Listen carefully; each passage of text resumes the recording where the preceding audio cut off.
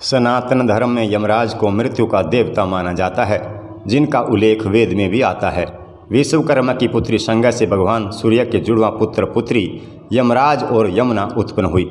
मार्कंडेय पुराण में लिखा है कि जब विश्वकर्मा की पुत्री संज्ञा ने अपने पति सूर्य को देखकर भय से आंखें बंद कर ली, तब सूर्य ने क्रुद्ध होकर उसे श्राप दिया कि जाओ, तुम्हें जो पुत्र होगा वह लोगों का प्राण लेने वाला होगा। जब इस पर संज्ञा ने उनकी ओर चंचल दृष्टि से देखा, तब फिर उन्होंने कहा कि तुम्हें जो कन्या होगी वह इसी प्रकार चंचलता पूर्वक नदी के रूप में बहा करेगी। पुत्र तो यमराज हुए और कन्या यमी हुई, जो बाद में यमुना के नाम से प्रसिद्ध हुई। कहा जाता है कि मनुष्य मरने पर सबसे पहले यमलोक में जाता है और वहाँ यमराज के सामने पेश किया जाता है। वहीं उसकी शुभ और अशुभ कृत्यों का विचार करके उसे स्वर्ग या नरक में भेजते हैं। ये धर्म पूर्वक विचार करते हैं, इसलिए धर्मराज भी कहलाते हैं। ये कहा जाए कि मृत्यु के देवता यमराज की भी मौत हुई थी तो जानकर आश्चर्य होगा, लेकिन इस संबंध में एक पौराणिक कथा प्रचलित है। यूँ तो यमराज की मृत्यु को लेकर कथा का भिन्न भिन्न वर्णन मिलता है, लेकिन यहाँ इससे जुड़ी एक कथा प्रचलित है। मान्यता है कि कालंजर में शिव भगत राजा श्वेत राजा करते थे। वृद्ध होने पर उन्होंने अपना राजपाट बेटे को देकर गोदावरी नदी के तट पर एक गुफा में शिवलिंग स्थापित किया और वहाँ शिव की आराधना में लग गए। वे राजा श्वेत से महामुनि श्वेत बन गए थे।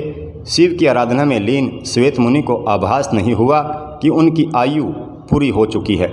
मृत्यु निकट आई तो यमदूतों ने मुनि के प्राण लेने के लिए जब गुफा में प्रवेश किया तो गुफा के द्वार पर ही उनके अंग शिथिल हो गए।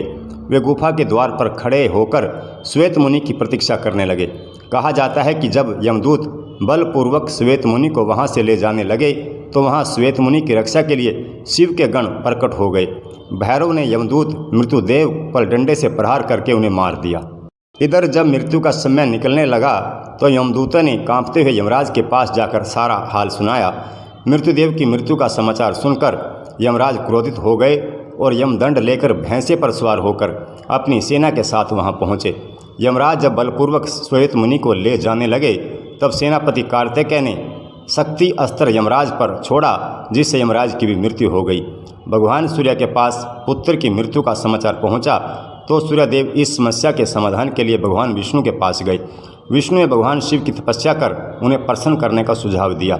सूर्यदेव की तपस्या से शिव जी प्रसन्न हुए और उन्हें दर्शन देकर वरदान मांगने को कहा। तब सूर्यदेव ने कहा कि हे महादेव, मेरे पुत्र यमराज की मृत्यु के बाद पृथ्वी पर असंतुलन फैल गया है। संतुलन बनाए रखने के लिए यमराज को पुनर्जीवित करने की प्रार्थना की। भगवान शिव ने नंदी से यमुना का जल मंगवाकर यमदेव के पार्थिव शरीर पर छिड़का, जिससे वे फिर जीवित हो गए। यह जानकारी आपको कैसी लगी कमेंट बॉक्स में जरूर लिखें और TVR मूवी चैनल को लाइक और सब्सक्राइब करें। धन्यवाद।